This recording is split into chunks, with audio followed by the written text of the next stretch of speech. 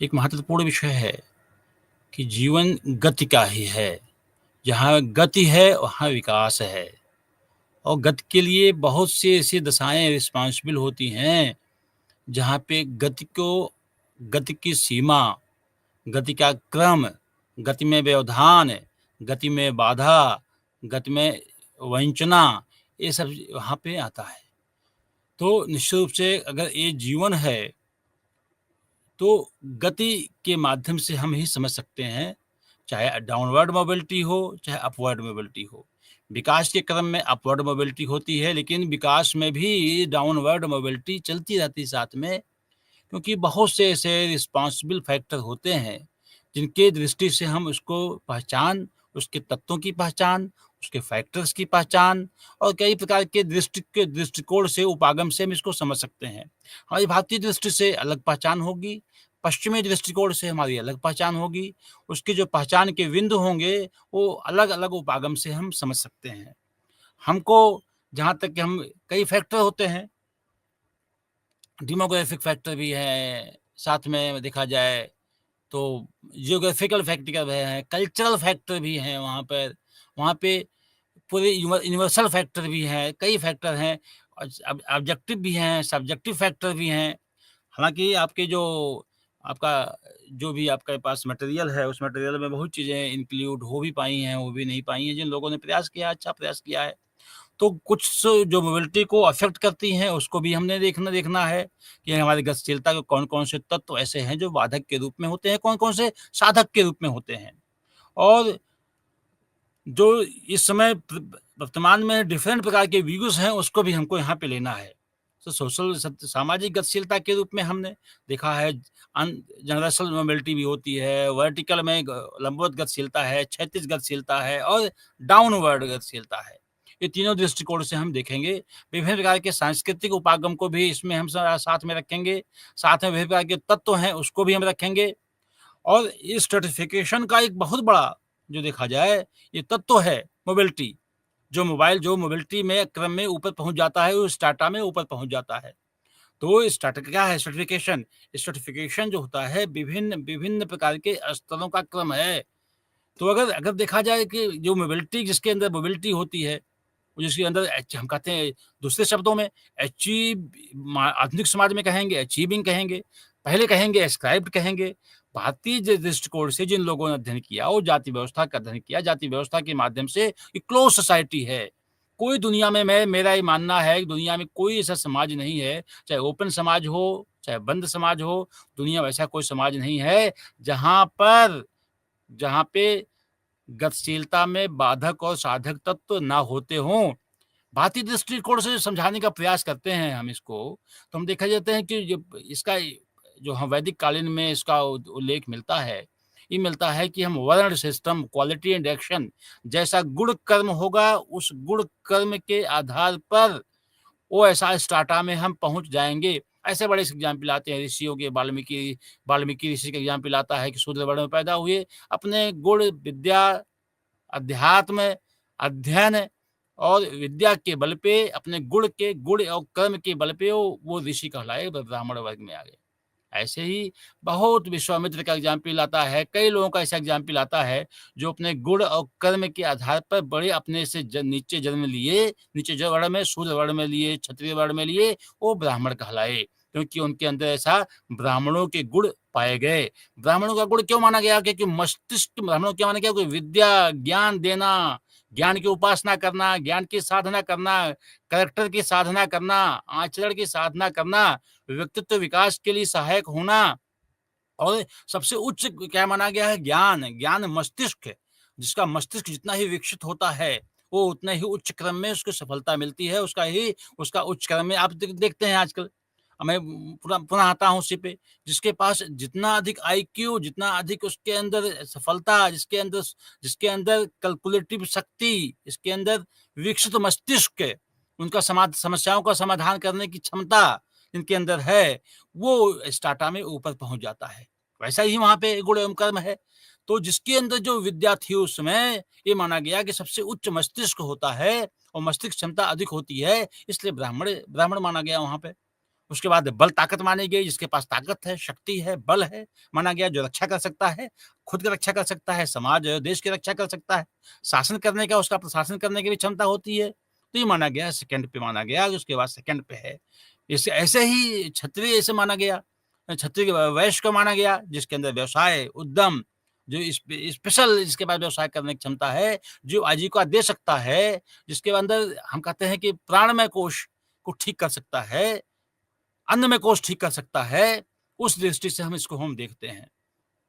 तो यहाँ भी है कि अगर अगर देखा जाए अन्नमय कोश जो अन्न अन्न अन्न की व्यवस्था कर सकता है, अन्न का उत्पादन कर सकता है, व्यवसाय कर सकता है, आय का माध्यम बन सकता है, अधिक आय कमा करके देश समाज में योगदान कर सकता है, वो हम क्षत्रिय के ऐसा माना गया वहाँ पे। अंतिम में आता है कि सामान्य, क्योंकि ये माना गया शरीर का सामान्य अंग है जो जो हम पैर के रूप में हम मानते हैं, वो शूद्र के माने माना गया। शूद्र ऐसा नहीं, सेवा वर्ग माना गया है कि जो इन लोगों को जो बोझ इन लोगों की सेवा कर सके, वही उतना ही महत्वपूर्ण अंग होता है। लेकिन उसमें असामान्य योग्यता मानी गई कि सामान्य योग्यता है। लेकिन सबके अंदर सेवा करने की क्षमता नहीं उत्पन्न हो सकती है। आपने सेवा के रूप में देखते हैं हनुमान जी की सेवा। हनुमान जी सेवा के बल पे, आस्था के बल पे, सेवा के बल पे कितने बड़ा स्थान पाए अध्यात्म में और कितना बड़ा प्रेम और शक्ति मिली उनको राम से। तो ये हमारी हमारी ये भारतीय दृष्टि है। हाँ, बाद में वो जाति व्यक्त जब जन्मगत व्यवस्था हो गई, उसको हम क्लोज़ सोसाइटी के रूप में मानते हैं कि ये क्लोज़ सोसाइटी यहाँ पे मोबिलिटी कम मानी गई, जब एक जाति में जन्म लेके दूसरे जाति में हम नहीं जा सकते हैं। लेकिन यहाँ भी ये माना गया है, यहाँ भर कि अपनी अगर आपके पास से प्रतिभा है, कहीं मनाही नहीं है, प्रतिभा है, तो ओपन में आप जा सकते हैं, ओपन समाज में अपना स्थान बना सकते हैं, वहाँ कोई भूमिका बाधा नहीं है। यदि आप में टैलेंट है, तो उसके लिए कई फैक्टर रिस्पॉन्सिबल हो जाते हैं उसके बाद कि हमारा सोशल कंडीशन क्या है, इकोनॉमिक कंडीशन क्या है, वहाँ का ज्योग्राफिकल कंडीशन क्या वहाँ की है, कौन-कौन सी संस्थाओं में हम पढ़ सकते हैं, कौन से हमारे लाइफ चांसेस हैं, जीवन के अवसर क्या-क्या मिल सकते हैं, वो जीवन के अवसर के बल पे हम सफलता का ओरिएंटेशन होता है, सफलता की स्थिति बनती है। तो ये कई चीज़ें हैं डिफरेंट हम पॉइंट से इसको हम देख सकते हैं। विभिन्न प्रकार के देखा जाए कि आप अलग देख सकते हैं कि जो भर्तियों के माध्यम होते हैं, इसीलिए हमारे संविधान में जिन लोगों की सफलता के अवसर कम थी, सहभागिता के विभिन्न क्षेत्रों में की सहभागिता नहीं थी, आरक्षण का प्रावधान किया गया है इसीलिए कि आरक्षण के माध्यम से उनके अंदर गतिशीलता आएगी। वो विभिन्न संस्थाओं में बड़े छोटे से लेके बड़े पदों पे पहुँच सकते हैं। वो गतिशीलता उस कंडीशन में लाए क्योंकि उनके अंदर उतने लाइफ साइंसेज़ नहीं मिल सकते हैं। इनके इसलिए उनको उनको आरक्षण की व्यवस्था के माध्यम से समाज के मेन स्ट्रीम में लाने की व्यवस्था संविधान में किया गया। और आप देखते हैं कि विभिन्न प्रकार के निम्न जाति में पैदा हुए लोग अब इस समय बड़े-बड़े पदों पे आसीन हैं, अच्छा काम कर रहे हैं। और भाई वो देश की सेवा और उत्थान में वो भी योगदान कर रहे हैं। तो जो जैसे देश की और समाज की जैसी कंडीशन होती है, वैसे ही वहाँ के प्रकार की पॉलिसी बनाई जाती है और उनको गतिशीलता लाने के लिए उस प्रकार का उपक्रम भी किया जाता है। हम देखते हैं कि थोड़ा-सा और इसके आगे देखते हैं हम कि विभिन्न प्रकार के जो विद्वान हैं, वो एक दृष्टि से केवल देखते हैं कि हमारे वंचित वर्ग है और और शासक वर्ग है, शासित वर्ग है। तो ये तो जिसके पास स्थितियाँ बदलती रहती हैं, ये नेचर है। कभी अभी अभी गाँव में मैं एक गाँव का अध्ययन किया, बताऊँ आपको मैं। गाँव में उस समय मैक्सिमम लोग ब्राह्मण के थे और सब हैंड टू माउथ हुआ करते थे। आज के लगभग उन लोगों से जो मैंने स्टडी किया, मैंने बस्ती के गाँव है, बस्ती जिले के गाँव का एक कुजराहा ब्लॉक है, वहाँ पे एक सिकंदरपुर गाँव है, वहाँ का हमने अध्ययन किया वहाँ पे। अध्ययन में पाया कि आज के 40 साल पहले वहाँ पे ब्राह्मणों की स्थिति अत्यधिक दयनीय थी। वहाँ पे ब्राह्मणों की स्थिति दयनीय थी वहाँ पे, हैंड टू माउथ होते थे। वहाँ हैंड टू माउथ में उसके बाद धीमे-धीमे उन लोगों ने पढ़ाई करके निजी निजी व्यवसाय करके विभिन्न प्रकार के भी गवर्नमेंट जॉब में कम हुए हो, लेकिन प्राइवेट जॉब में वो अधिक गए। आज वो अपवर्ड मोबिलिटी करके अपने इस समय वेल ऑफ हो गए, जिसको हम कहते हैं अगर क्लास में बाँटा जाए, क्लास में तो हम कहते हैं अपर मिडल क्लास में पहुँच गए। जहाँ लोअर क्लास में थे, कास्ट में बड़े थे, लेकिन का क्लास में वो वर्ग में नीचे थे क्योंकि उनके पास आय नहीं थी। उनको भोजन करने का संघर्ष था। अच्छे विद्यालयों में पढ़ नहीं सकते थे। 8 तक 10 तक वहाँ के मैक्सिमम लोग 8 तक 10 लोग पढ़े हुए थे। उससे ऊपर वो वहाँ उनका पढ़ पढ़ भी नहीं पाए थे वो। गाँव के जो विद्यालय हुआ करते थे, वो गाँव में 8 से 10 तक या इंटर तक पढ़ते थे। कुछ एक-आध फैमिली के लोग वहाँ पे पढ़ के जो विश्वविद्यालयों में पढ़े होंगे, महाविद्यालयों में पढ़े, इसके अलावा मैक्सिमम जो संख्या पाई गई उसमें से, उसमें डेटा भी है, मैक्सिमम जो पाई गई, वो नहीं maximum high school, inter, maximum तो जो छात्राएँ वहाँ की मिली उसमें 40 साल के पहले, कोई 5 से ऊपर पढ़ी नहीं थी।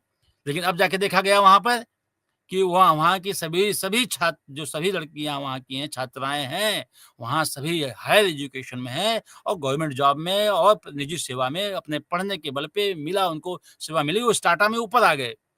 क्लास स्टार्टअप में ऊपर आए और कुछ ऐसे भी लोग हुए कि अभी तक वो अभी स्टार्टअप में नीचे बने हुए हैं। तो ये ओपन है समाज। ये अगर हम कास्ट समाज की कह दें केवल कास्ट सिस्टम है, वहाँ पे देखा भी हम शूद्र जो दक्षिण गाँव थे वहाँ पे शूद्र गाँव था, पश्चिम था ओबीसी के गाँव था, आगे पूरब था ओबीसी गाँव था, उत्तर था ओबीसी के गाँव था, उधर आगे ऐसे ही अन्य प्रकार के अन्य प्रकार अध्ययन किया गया। सभी ने अपने कर्मठता के बल पे, तपस्या के बल पे, अपनी साधना के बल पे वो सभी क्षेत्रों में आगे बढ़े हैं। तो कास्ट सिस्टम ही इसलिए कहा दिया जाए कास्ट सिस्टम एक क्लोज़ सिस्टम है, उसमें चांसेस नहीं होते हैं बढ़ने के आगे लिए। हाँ, कास्ट सिस्टम चेंज नहीं कर सकते हैं, लेकिन जो आपका प्रेस्टीज है, जो प्रतिष्ठा है, वो प्रतिष्ठा में आगे हम बढ़ सकते हैं। विभिन्न चाहे राजनीतिक क्षेत्र हो, चाहे नौकरशाही हो, चाहे पंचायती राज व्यवस्था के क्रम में वो पॉलिटिकल स्ट्रक्चर में आगे बढ़े हों, लेकिन उसमें देखा जाए काफ़ी काफ़ी चेंज आया इस टाटा में। एक बहुत बड़ा एक और अवसर आया, जो गाँव से लोग सिटी की तरफ बढ़े, जिसको कहते हैं हम औद्योगिकरण। औद्योगिकरण के माध्यम से देखा जाए लोग गाँव से लेके शहर तक गए और शहर में जाने के बाद उनके अंदर उनकी जो जीवन शैली है, उनकी क्वालिटी ऑफ लाइफ, जीवन की गुणवत्ता, जीवन का अवसर बढ़ा वहाँ पर। मैक्सिमम लोग गाँव से लेके शहर में और अलग और पाया गया वहाँ पे कि अब नए क्षेत्र में देखा जाए, आधुनिक समय में देखा जाए, विभिन्न प्रकार की जो स्किल इंडिया योजना है, विभिन्न प्रकार की योजनाएँ हैं, विभिन्न प्रकार की डिजिटल योजनाएँ हैं, विभिन्न प्रकार की उन अवसरों का लाभ लेकर के लोग शहर में जाके बस गए। गाँव में संख्या धीमे-धीमे ऐसे लोग जो गाँव में लोअर कास्ट के भी थे, वो निकल कर के शहरों में एक अच्छे उद्यम में लगे हुए हैं। तो वहाँ भी मोबिलिटी है। केवल कास्ट मोबिलिटी नहीं हो रही है, स्ट्रक्चर मोबिलिटी नहीं हो रही है, लेकिन फंक्शनल मोबिलिटी हो रही है। कल्चरल मोबिलिटी जिसको हम कहते हैं संस्कृतिकरण की बात क एम. एन. श्रीनिवास ने कहा था। एम. एन. श्रीनिवास ने संस्कृतिकरण की बात की थी, वो संस्कृतिकरण वहाँ पे देखने को मिलता है। कल्चरल मोबिलिटी मिलती है देखने के लिए वहाँ पे। स्ट्रक्चरल मोबिलिटी संभव नहीं होती है। जैसे रशियन सोशियोलॉजिस्ट में जो सोरोकिन है, उन्होंने उन उन कुछ फैक्टर बताया उन्होंने कि ये प्राथमिक फैक्टर हैं, प्राथमिक फैक्टर हैं, कुछ द्वितीयक फैक्टर हैं, दोनों दोनों के माध्यम से उन्होंने समझाने का प्रयास किया। ऐसा कोई समाज ये भी कहते हैं, ऐसा कोई समाज नहीं है जो कंप्लीटली क्लोज़्ड है, कंप्लीटली ओपन हो, ऐसा कोई समाज नहीं दुनिया में है। अगर अगर जाति व्यवस्था क्लोज़ है तो ओपन भी है, क्लास है तो जाति है ओपन है। हम जिस फ़ैमिली में जन्म ले लिए वो हमारे लिए जीवन अवसर हो गया। अगर हम बहुत अच्छी फ़ैमिली में अगर जन्म हो गया तो जीवन अवसर हमारे बढ़ जाते हैं, चाहे शिक्षा के अवसर हों, चाहे प्रतिष्ठा के अवसर हों, चाहे वो शिक्षा के अवसर हों, विभिन्न प्रकार के कि कैसे-कैसे महत्वपूर्ण संस्थाओं में शिक्षा लेने का अवसर मिल जाता है।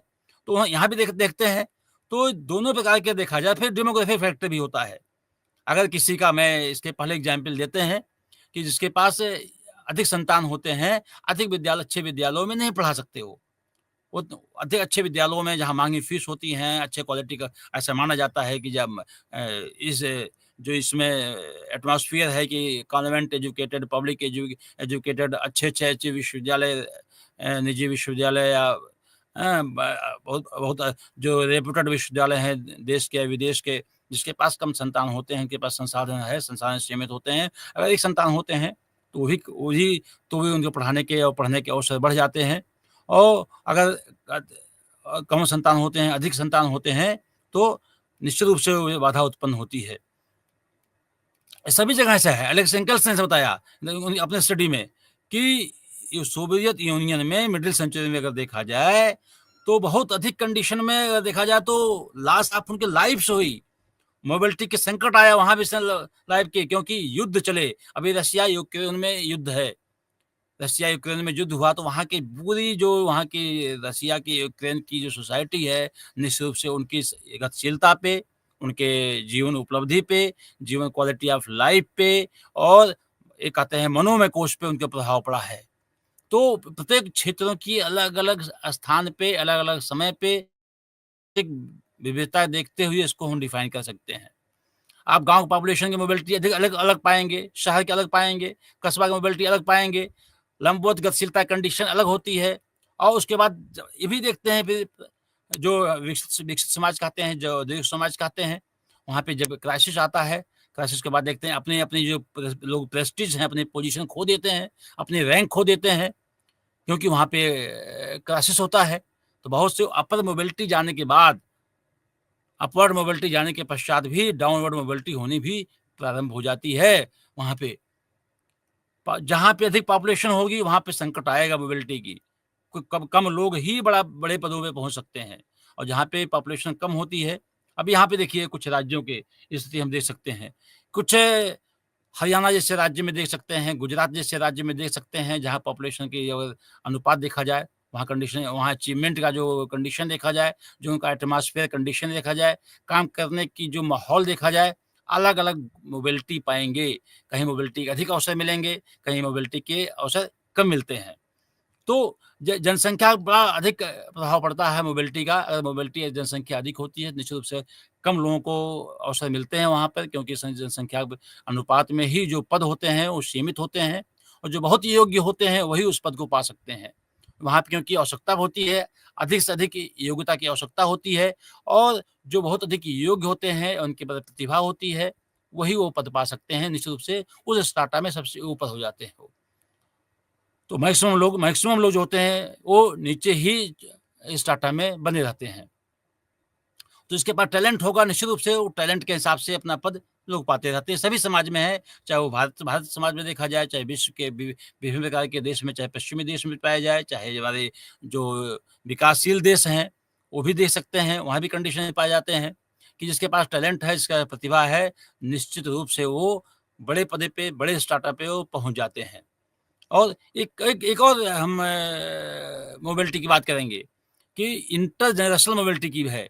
इंटरजेनरेशनल माने अंतर गतिशीलता, इंट्रा एंड इंटरजेनरेशनल अपने ही जीवन में छोटे पद से बड़े पद पे पाना मोबिलिटी। जिसके पास सबसे बड़ा एग्जाम्पल नौकरशाही का होता है, जो प्रमोशन के माध्यम से लोग अपने टैलेंट के, अपने ऑनेस्टी के, अपने अनुभव के बल पे, अपने सीनियरिटी के बल पे लोग प्रमोशन पाते जाते रहते हैं। इस टाटा में असिस्टेंट डायरेक्टर से, डिप्टी डायरेक्टर से लेकर के एडिशनल डायरेक्टर लेके डायरेक्टर तक पहुँच सकते हैं।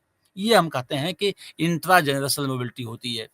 माने अपने ही जीवन में गतिशीलता के माध्यम से हम विभिन्न बड़े पदों पे पहुँच सकते हैं। दूसरा होता है कि आने वाली पीढ़ियाँ, ये कहते हैं इंटरजेनरेशनल मोबिलिटी, अंतर अ, पीढ़ी गतिशीलता, क्योंकि हम अगर छोटे पद पे हैं तो आने वाली जो मेरी पीढ़ियाँ हैं, हमारी जो संतान हैं, वो अपने शिक्षा के बल पे, अपने टैलेंट के बल पे नए पद पाने की संभावना बनी रहती है। ये दुनिया में है, ये भारत समाज में भी है। ये कोई ये नहीं कह सकता है कि जाति में पैदा हो गए हैं, इस जाति में इनका जन्म हो गया है, इसलिए इनके लिए समाज में बड़े पद नहीं हैं। हालाँकि संविधान ने उनके लिए आरक्षण के माध्यम से उनकी गतिशीलता बढ़ाने के लिए अ, जब से देश है स्वतंत्र हुआ है तब से प्रयास हुआ है। जो संप्रांत सिद्धांत है वो जैसे विलिफ्रे पेरेटो है, वो कहते हैं सर्कुलेशन ऑफ एलिट की बात करते हैं। हिस्ट्री इज़ द कहते हैं reward of aristocracies. The Pareto this was the famous theory of the circulation of elites. बताते हैं कि कि निश्चित रूप से जो अपनी क्षमता खोते चले जाते हैं, वो नीचे चले जाते हैं। जो जो नीचे वाले होते हैं क्षमता पाते चले जाते हैं और कुछ उसमें वेरिएबल्स होते हैं, वेरिएबल्स उनके अंदर आते चले जाते हैं, वो वेरिएबल्स उनके अंदर तो डिराइव्स होते हैं और डिराइव्स के रेसिडुअस होते हैं। वो रेसिडुअस और डिराइव्स के माध्यम से लोग अपनी-अपनी गतिशीलता की तरफ ऊपर या नीचे आते जाते रहते हैं। ये एलिट थ्योरी कहा गया है। सर्कुलेशन ऑफ एलिट की बात की जाती है कि अपने नीचे से ऊपर का क्रम, ऊपर से नीचे का क्रम आते रहते हैं। एक आता है टैनबी का चैलेंज एंड रिस्पॉन्स। यदि स्थितियों को सामना करने की क्षमता अधिक होती है, उतने अधिक उनके अंदर गतिशीलता पाई जाती है। जो स्थितियों से भागता है, उसको सफलता नहीं मिलती है, वो स्टार्टअप में आगे नहीं बढ़ सकता है, वो गतिशील नहीं हो सकता है। सभी जगह कहा गया है, जहाँ गतिशीलता है, वहीं पे विकास है और जहाँ गतिशीलता अवरुद्ध है, वहाँ पे विकास अवरुद्ध है। एक सभी जगह है। तो सर्कुलेशन ऑफ एलिट के माध्यम से हम समझ सकते हैं। मैक्स क्लर्कमैन ने भी इसके बारे में रिपीटिव चेंज के बारे में बात किया है। इसके बारे में भी हम समझ सकते हैं।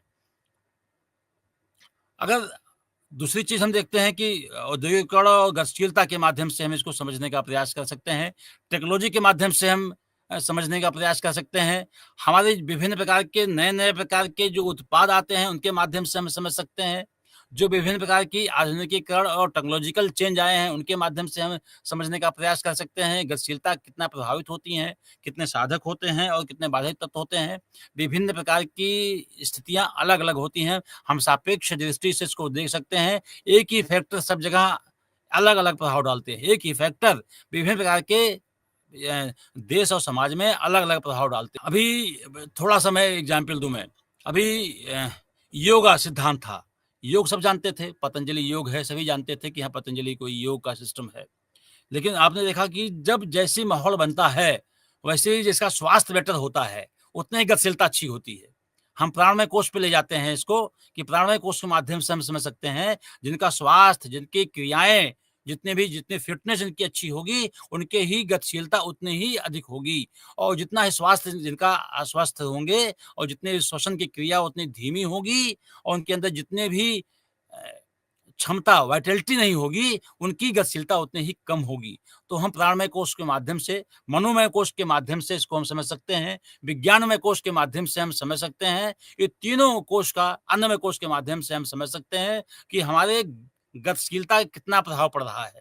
यदि हम फिज़िकली फिट हैं, हम मेंटली फिट हैं, बौद्धिक रूप से हम मस्तिष्क हमारा विकसित है, तो हमारी गतिशीलता और सफलता का जो प्रतिशत है, अन्य लोगों की तुलना में जो फिट नहीं है, निश्चित रूप से हम गतिशील होंगे और इस टाटा में ऊपर बढ़ेंगे, सफलता का रेट वहाँ अधिक बढ़ेगा। जो जो मेंटली जितने स्ट्रॉन्ग होगा, जितने मानसिक रूप से दृढ़ होगा, जितने ही मानसिक रूप से सशक्त होगा, वो उतने ही अपनी चुनौतियों का सामना कर सकता है और जितने भी ज जो उसके अंदर इमोशनल क्वोशंट होगा, अगर उसके अंदर इमोशनल क्वोशंट होगा, निश्चित रूप से वो अपने चुनौतियों का सामना, समस्याओं का सामना, विभिन्न प्रकार की विकृतियों का सामना वो कर सकता है और जिसके अंदर मानसिक दृढ़ता नहीं होगी, निश्चित रूप से वो उसकी गतिशीलता का वो रेट प्रभावित करता है। ये भारतीय दृष्टि से है। ये हमारे तैत्तिरीय उपनिषद में पंचकोश के माध्यम से इसकी व्याख्या हम कर सकते हैं कि अन्नमय कोश कैसा होगा, प्राणमय कोश कैसा होगा, मनोमय कोश कैसा होगा और विज्ञानमय कोश कैसा होगा। विज्ञान में आपके अंदर लॉजिकल पावर कितना होगा, विवेक का तत्व कितना पाया जाएगा, उसको उचित और अनुचित का निर्णय कितना अच्छा कर सकते हैं, विभिन्न प्रकार के स्थितियों में उसका सामना हम बौद्धिक रूप से कैसे कर सकते हैं, ये हमारा विज्ञानमय कोश है। और ये विज्ञानमय कोश ये साधना पे, ये अध्ययन पे, ये कर्म ये लो अच्छे पुस्तकों के माध्यम से, अच्छे गोष्ठियों के माध्यम से, अच्छे संगति से, अच्छे विमर्श के माध्यम से आपका विज्ञानमय कोश बेटर होता है। जो जितना भी लोगों से इंटरैक्शन होता है, विभिन्न प्रकार के समाज, विभिन्न प्रकार के व्यक्तियों से जितना ही इंटरैक्शन होगा, उतना ही आपका ज्ञान धीमे-धीमे बढ़ता चला जाता है। 2 प्रकार से देखते हैं, एक गोत्रिका होती है, एक नामिका होती है। गोत्रिका यह होती है कि जहाँ आप जन्म ले लिए हैं, नामिका होती है आपकी स्पेसिफिक एलिजिबिलिटी क्या होती है, स्पेसिफिक एबिलिटी क्या होती है, ये बौद्धिक विमर्श के माध्यम से हम कर सकते हैं। इसलिए पहले कहा गया है, मनोमय कोश मेडिटेशन के माध्यम से हम अपने आप को मानसिक रूप से शक्तिमान बना सकते हैं, विभिन्न प्रकार की चुनौतियों को सामना कर सकने में और सक्षम होते हैं। तो ये हम भारतीय दृष्टिकोण यह है। अगर देखा जाए पश्चिमी दृष्टिकोण में जो हम कहते हैं इसको मार्क्सियन दृष्टिकोण से देखेंगे, मार्क्सियन दृष्टिकोण में कहते हैं कि ये समाज के ऐसे ही तत्व होते हैं कि एक जो शासित वर्ग होता है उसको अवसर नहीं दिया जाता है, जो शासक होते हैं वो सभी अवसरों को उपलब्ध होते हैं गतिशीलता के। लेकिन ऐसा कोई समाज नहीं है जहाँ ओपन अवसर ना दिए जाते हों, आगे बढ़ने के लिए जिसके अंदर बताया जिसके अंदर प्रतिभा होगी, जिसके अंदर टैलेंट होगा, कर्मठता होगी, जिसके अंदर आगे बढ़ने की जिजीविषा होगी, मानसिक शक्ति होगी, निश्चित रूप से वो आगे बढ़ सकता है। इसके लिए मैंने पहले बताया अन्नमय कोश आपका ठीक होना चाहिए, आपका प्राणमय का कोश ठीक होना चाहिए, आपका वो हमने इसके पहले बताया वो कैसे ठीक हो सकता है, व्यायाम के माध्यम से हो सकता है, रनिंग के माध्यम से हो सकता है, विभिन्न विभिन्न प्रकार के जो योग हैं, उनके माध्यम से हो सकता है, अनुशासन के माध्यम से हो सकता है, दैनिक जीवन में आपका जो अनुशासन है, उसके माध्यम से आपको हो सकता है। वो जो दैनिक जीवन में अनुशासन है, आपके मन पे प्रभाव डालता है। अगर आप आज का काम आज ही कर रहे हैं, तो निश्चित रूप से आपकी विभिन्न प्रकार की आने वाली जो मानसिक तनाव है, वो कम होती हैं, उतना ही संतोष होता है और आगे आने वाले जो दायित्व होते हैं, उसका निष्पादन ठीक ढंग से आप कर पाने में सक्षम होते हैं। और ये जो सबसे बड़ा जो इस समय औद्योगिक समाज है, उसमें हम लिपसेट और बेंडिक्स के हम उल्लेख कर सकते हैं। इन्होंने काफ़ी अध्ययन किया है इसके ऊपर। हम केर की एग्ज़ाम्पल दे सकते हैं कि इन लोगों ने यूएसए में अध्ययन किया, यूरोपियन कंट्रीज़ का अध्ययन किया इन लोगों ने, हालाँकि भारतीय समाज का अध्ययन नहीं किया है। हम भारतीय समाज के जो अध्ययन हुए हैं, उसके बारे में हम कह सकते हैं। एक हम इसके पहले एग्ज़ाम्पल दिया था हमने, संस्कृतिकरण का एग्ज़ाम्पल दिया था कि जो हम सांस्कृतिक गतिशीलता की बात की जाती है कि निम्न जाति के लोग या उच्च जातियों की जो संस्कृति, जो उनकी जीवन शैली है, उनके जो रिचुअल्स हैं, उनकी जो लाइफ़स्टाइल्स हैं, उनकी नकल करते हैं। ये भी कल्चरल मोबिलिटी की बात की जाती है वहाँ पे, नॉट स्ट्रक्चरल मोबिलिटी। यहाँ की यहाँ पे एक और उन्होंने कॉन्सेप्ट कॉइन किया था उन्होंने, डोमिनेंट कास्ट की बात की थी वहाँ पे। वहाँ केवल ब्राह्मण की बात नहीं की थी कि ब्राह्मण क्षत्रिय की बात नहीं की थी। विभिन्न क्षेत्रों में विभिन्न प्रकार के जनसंख्यात्मक दृष्टि से, राजनैतिक दृष्टि से, वहाँ पे आर्थिक दृष्टि से कुछ अलग-अलग जातियाँ वहाँ पे डोमिनेंट होती हैं, उनका प्रभाव समाज में पड़ता है, वो गतिशील है। गुजरात में आप पाएँगे पटेल पाएँगे, वहाँ देखेंगे वो अलग स्थिति पाएँगे, सबसे वो अपर पाएँगे। ऐसे ही विभिन्न प्रकार के इस समय पहले यूपी में ब्राह्मण क्षत्रिय हुआ करते थे। नए नए जो समाज नया नया जो कांसेप्ट चेंज हुआ, उसमें डोमिनेंट कास्ट में यादव हैं, कुर्मी पटेल जिसको कहा जाता है, वो डोमिनेंट कास्ट के रूप में आए हुए हैं। राजस्थान में इसे कहते हैं, जाट और क्षत्रिय पाए जाते हैं। विभिन्न प्रकार के समय में डोमिनेंट कास्ट का जो कांसेप्ट, जो जाति का जो कांसेप्ट है, वो बदलते रहते हैं, जो जितना प्रभाव डालते हैं। और वो क्यों क्यों पाते हैं, उसके लिए कई प्रकार के जो फैक्टर होते हैं, वो रिस्पॉन्सिबल होते हैं। लेकिन डोमिनेंट कास्ट निश्चित रूप से एक बहुत बड़ा विषय होता है भारतीय दृष्टि से, कि अपने आप के सामूहिक रूप से जो उत्थान होता है, सामूहिक रूप से पूरी जो कैटेगरी की बात की जाती है, जो कौशिक ग्रुप की बात की जाती है, वो कौशिक ग्रुप के माध्यम से हम समझ सकते हैं। अब फिर देखते हैं कि कुछ change in number of available vacancies, different rates of fertility, changes in the rank of accorded to occupation, changes in number of inheritable status position, changes in the legal restriction pertaining to potential opportunities। तो ये प्रकार के हम औद्योगिक समाज में हम देखते हैं। और ये लिप्सेट एंड बेंडिक्स का ये 5 ऐसा उन्होंने पॉइंट्स दिए हैं, जिसके माध्यम से हम समझ सकते हैं कि हमारी जो अवेलेबल वैकेंसीज़ हैं, जो उनकी संख्या है, उनमें बदलाव आते रहते हैं, सभी समाजों में बदलाव आते रहते हैं। और एक एक समय में एग्ज़ाम्पल दूँ मैं, आज के लगभग 30 साल पहले सिविल सेवा में केवल 250-300 पोस्ट भारत में आती थी, संघ लोक सेवा आयोग के माध्यम से। केवल 250-300 पोस्ट आती थी। अभी देखेंगे अवेलेबल वैकेंसीज़ अब 1200-1300 विज्ञापन आते हैं। माने 1200-1300 लोग सिविल सेवा में जाने का अवसर उनको मिलता है। उस समय कितना मिलता था? 250-300 लोगों को लिए मिलता था अवसर जाने के लिए सिविल सिविल सेवा में। आज के 30 साल पहले की बात है ये। फिर देखेंगे डिफरेंट रेट्स ऑफ फर्टिलिटी देखेंगे।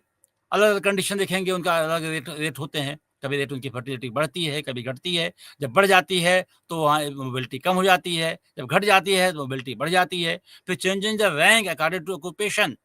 अब देखेंगे ऑक्यूपेशन के माध्यम से रैंक क्या होती है। अलग-अलग समाज में प्रतिष्ठा के विभिन्न प्रकार के अलग-अलग अवसर होते हैं। उन प्रतिष्ठा के, उस पद की जो गरिमा, महिमा, उसका महत्व अलग-अलग समाज में अलग-अलग स्थिति होती है। आप यूएसए में पाएँगे अलग पोज़ीशन, अलग-अलग पदों का अलग महत्व है, भारतीय दृष्टि से अलग महत्व है, यूरोपियन समाज में अलग महत्व है, जनजातीय समाजों में अलग पाएँगे आप, ऐसे गाँव के समाजों में अलग पाएँगे।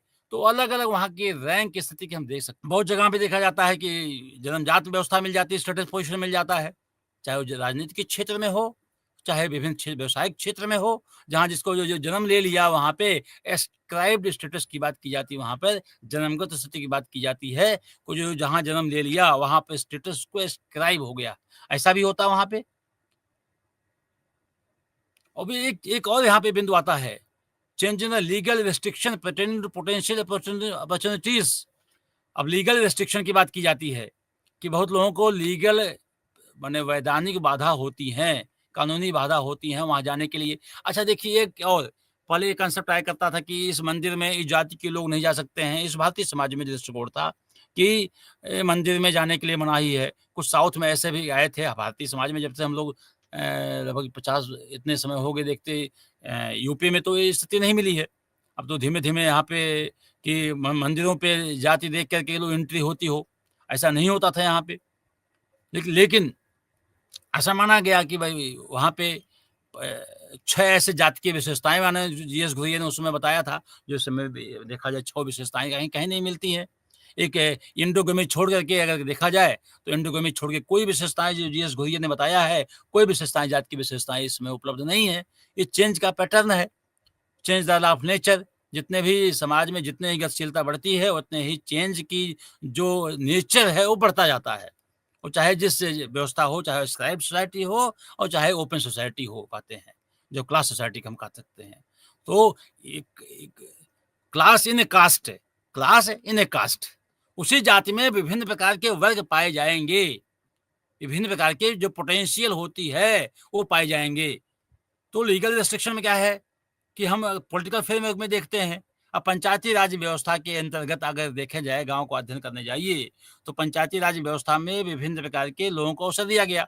उसमें विभिन्न चाहे ओबीसी हैं, जो अदर बैकवर्ड क्लासेस कहा गया उनको हम कास्ट कहते हैं उसको, अदर बैकवर्ड कास्ट का जो लिस्ट देखा जाए उसको, चाहे इसमें शेड्यूल कास्ट के माध्यम से देखा जाए, सबको अवसर पंचायती राज व्यवस्था में दिया गया कि सबको उस प्रकार के रिजर्वेशन दिया गया कि लोग उस समूह से निकल कर के छोटे से लेकर के पंचायती राज व्यवस्था में जिला पंचायत अध्यक्ष तक पहुँचते हैं।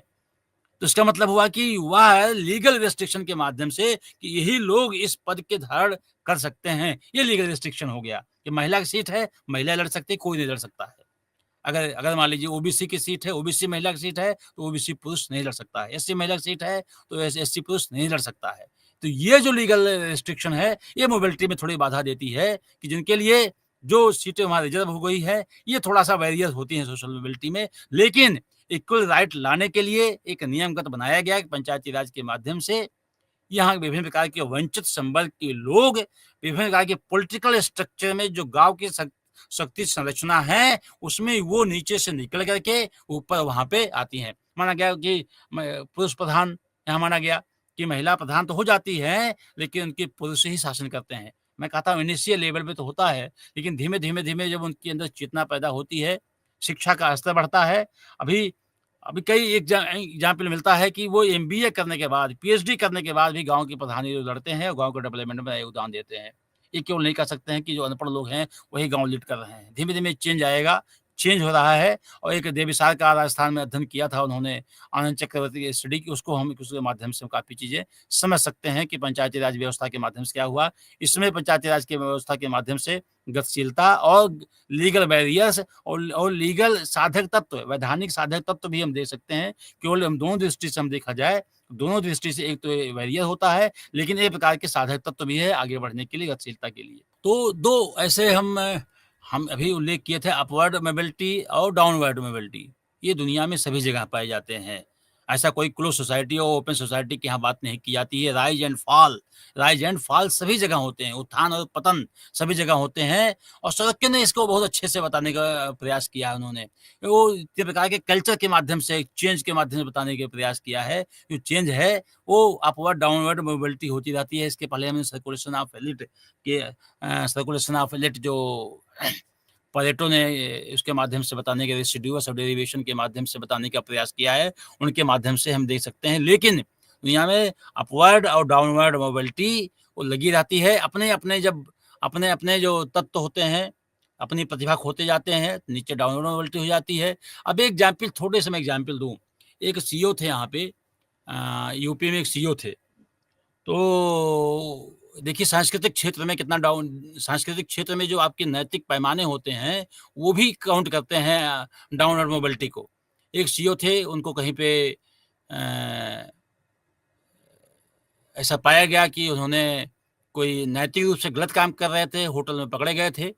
उनको अभी भी देखा एक वहाँ में जो एडीजी रैंक की जो अफ़सर हैं, महिला अफ़सर थीं, उस पुरुष को उन्होंने सीईओ से सिपाही का रैंक दे दिया। ये देखिए, अभी ये दुनिया में कहीं नहीं हुआ होगा ये। ये दुनिया में कहीं नहीं हुआ होगा। एक बहुत बड़ा एग्ज़ाम्पल है नैतिक रूप से कितना नैतिक रूप से कितना विकसित और कितना वाइब्रेंट है ये समाज, भारतीय समाज। आप इसे एग्ज़ाम्पल पा सकते हैं क्या? कि एक नैतिक रूप से वीक व्यक्ति गज़टेड अफ़सर को उसको सिपाही के रैंक में लाया गया। ये डाउन मोबिलिटी कि कैरेक्टर यदि आपने खो दिया, आपने यहाँ कहा गया है कि अगर आपने स्वास्थ्य खो दिया तो कुछ नहीं खोया आपने और यदि आपने नैतिकता खो दिया आपने तो सब कुछ खो दिया आपने। धन खो दिया तो वो भी थोड़ा सो तब भी कुछ नहीं खो दिया, धन भी आदमी मिल सकता है, लेकिन यदि आपने कैरेक्टर खो दिया, तो सब कुछ खो दिया। तो एक बहुत बड़ा भारतीय दृष्टि से एग्ज़ाम्पल है, ये डाउनवर्ड मोबिलिटी का एक बहुत बड़ा एग्ज़ाम्पल है। अपवर्ड मोबिलिटी मैंने कहा, आप प्रमोशन के माध्यम से हम नौकरशाही की एग्ज़ाम्पल दिया मैंने। विभिन्न प्रकार के आप संस्थानों में आप सहायक आचार्य, सह-आचार्य और आचार्य के पद जो असिस्टेंट, एसोसिएट एंड प्रोफेसर के एक दिया गया, ये भी अपवर्ड मोबिलिटी है। एक बाबू से निकल के कोई कॉम्पिटिशन देकर के कोई टीचर बन जाता है, ये भी अपवर्ड मोबिलिटी है। ये अपने जीवन में होता है। एक व्यक्ति बेसिक एजुकेशन से टीचर होकर के इंटर कॉलेज से होकर के महाविद्यालय में टीचर बन जाता है, ये भी अपवर्ड मोबिलिटी है। तो ये अपवर्ड मोबिलिटी है। डाउनवर्ड मोबिलिटी भी है कि यदि आपने अपने दायित्वों का निष्पादन ठीक से नहीं किया है, उसके मानक के तहत नहीं किया है, तो निश्चित रूप से ये भी खो सकते हैं, अपना पद आप खो सकते हैं। जब पद खो जाएँगे, हम एक प्रकार के औद्योगिक समाज में विभिन्न प्रकार के शेयर में आप देख लीजिए, वहाँ भी देखेंगे डाउनवर्ड मोबिलिटी बहुत अधिक पाएँगे, अपवर्ड मोबिलिटी आप पाएँगे वहाँ पे, पॉलिटिक्स में भी मिलता है। कि सभी क्षेत्रों में हमारे अपवर्ड मोबिलिटी और डाउनवर्ड मोबिलिटी देखने को मिलती है, लेकिन अगर गोल्डथार्पे की बात किया जाए, तो पॉलिटिकल आइडियोलॉजिकल डिफरेंसेस की बात करते हैं, कि हमारे जो समाजवादी और पूंजीवादी समाज की बात की जाती है, उनकी दृष्टि से वो देखने का प्रयास करते हैं। मिलर की बात की जाए तो अलग दृष्टि से देखने का वो प्रयास करते हैं। कि औद्योगिकरण के माध्यम के अलावा भी अन्य बहुत से ऐसे फैक्टर हमारे सांस्कृतिक फैक्टर हैं। हमारी स जो चाहे शिक्षा का व्यवस्था कैसी हमारी है, वो भी हमारी अपवर्ड मोबिलिटी और डाउनवर्ड मोबिलिटी का एक बहुत बड़ा रिस्पॉन्सिबल फैक्टर है। हमारी जैसे शैक्षिक व्यवस्था होती है, क्वालिटी एजुकेशन कैसा है वहाँ का एम्प्लॉयबिलिटी कैसी वहाँ की है, स्किल डेवलपमेंट ओरिएंटेशन कितना अच्छा है वहाँ का फैकल्टी कितनी अच्छी है, वहाँ का करिकुलम कितना अच्छा है, वहाँ का पेडागोगी कितनी अच्छी है। अगर हम करिकुलम पेडागोगी अच्छी होती है, अगर हमारी एजुकेशन व्यवस्था अच्छी होती है, तो वहाँ निश्चित रूप से गतिशीलता बढ़ती है। कहते हैं प्लेसमेंट, कितने संस्थाओं का प्लेसमेंट कितना होता है, लोग विज्ञापन के माध्यम से बताने की कोशिश करते हैं। उसमें भी देखते हैं हम कि 3 लाख से लेकर के 30 लाख तक होता है। कहीं से हम देखते हैं आईआईएम का देखते हैं करोड़ों में होता है, आईआईटी का, विभिन्न प्रकार का, उसमें भी देखते हैं इस टाटा में कि कोई कम पैकेज में जाता है, कोई अधिक पैकेज में जाता है। क्या है? एजुकेशन सिस्टम है ये। और आप अपने प्रतिभा के बल पे किन संस्थानों में आप पहुँच सकते हैं, यह भी होता है। दूसरी चीज़, आप किसके यहाँ, किस फैमिली में आपने जन्म लिया है, कि वो हमको बहुत बड़े निजी संस्थानों में भेज करके उत्तम क्वालिटी की एजुकेशन की व्यवस्था करते हैं, यह भी होता है। आइडियोलॉजिकल भी आता है इसके बीच में। तो अगर देखा जाए अम्ब्रेला कैटेगरी के रूप में अगर देखा जाए, औद्योगिक समाज में अगर हमको किया जाए, तो कंपनियों की जो स्थिति है, जो कंपनियों की विभिन्न प्रकार की कंपनियों में जो कॉम्पिटिशन हो रहे हैं, उसमें भी देखा जाए, अलग-अलग कंपनियों की अलग-अलग स्ट्रैटा है। हम कहाँ पे हमारी अवसर मिलते हैं अधिक बढ़ने के और कहाँ पे अवसर कम होते हैं बढ़ने के। तो हम इसको इस कैटेगरी में भी औद्योगिक समाज की व्याख्या हम औद्योगिक समाज में विभिन्न प्रकार की कंपनियों में आगे-पीछे डाउनवर्ड और अपवर्ड मोबिलिटी के रूप में हम व्याख्यायित कर सकते हैं। अब एक और है, पहले कॉटन युग देखेंगे, पहले कॉटन युग था। बाद में कहते हैं मार्किन कपड़े हुआ करते थे। अगर कुछ लोग होंगे जानते होंगे यहाँ पे मार्किन कपड़ा लोग पहनते थे और मार्किन के यहाँ पे उत्पादन हुआ करता था। धीमे-धीमे पॉलिस्टर आ गया, अच्छे क्वालिटी के कपड़े आते गए, सिंथेटिक फैब्रिक्स आते गए यहाँ पर। तो देखा गया कि उनकी डिमांड किसकी हुई? सिंथेटिक फैब्रिक्स की हो गई, पॉलिस्टर की हो गई, वूलन की हो गई। हाँ, धीमे-धीमे उन जो मार्किन का धीमे-धीमे कम होता गया। तो क्या हुआ, वो जो कंपनियाँ थीं कॉटन बनाने वाली, उनकी स्थिति उनकी स्थिति क्या हुई? डाउनवर्ड मोबिलिटी हो गई। लेकिन फिर देखा जाए, चेंज देखा जाए, फिर बाद धीमे-धीमे विभिन्न प्रकार के वही कॉटन विभिन्न प्रकार के लिनेन के रूप में आ गए। लिनेन कपड़े हमारे बहुत महँगे दिखाई पड़े। उन्हीं का देखिए चेंज किया गया उनका। तो उनकी डिमांड धीरे-धीरे बढ़ गई।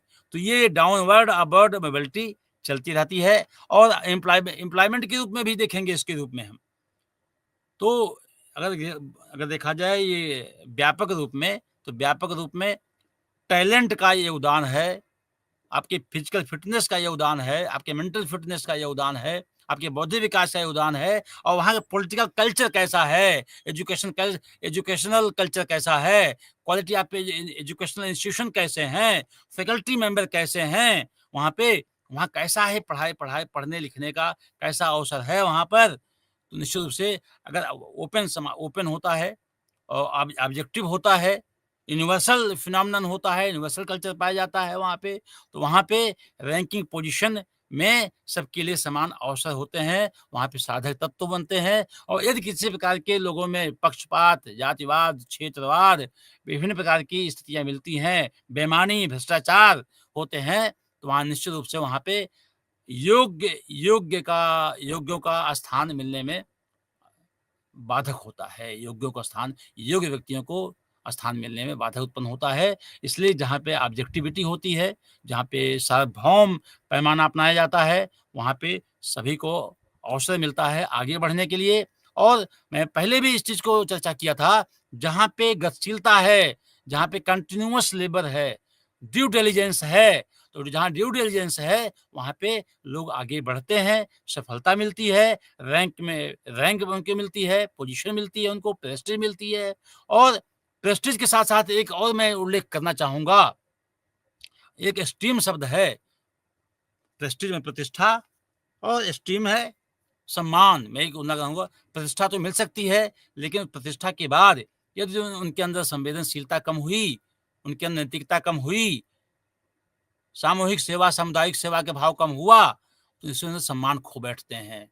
और ये उनके अंदर संवेदनशीलता है, एम्पैथी है, सिम्पैथी है, सामुदायिक सेवा है और सेवा का भाव है उनके अंदर, एफिशिएंसी के साथ इनोवेशन है, तो निश्चित रूप से उनको सम्मान मिलता है और हम सम्मान में भी ये मानते हैं कि छोटे पद वाला सम्मान अधिक बड़े पदों की तुलना वाले में छोटे पद वाले भी अधिक सम्मान मिल सकता है उनको, पूरे उनके चांसेस होते हैं, यदि उनके अंदर अकाउंटेबिलिटी है, रिस्पॉन्सिबिलिटी है, एफिशिएंसी है और कमिटमेंट है। तो निश्चित रूप से उनकी तुलना बड़े पद की तुलना में छोटे पद वाले भी आगे बढ़ने की संभावना उनकी बनी रहती है।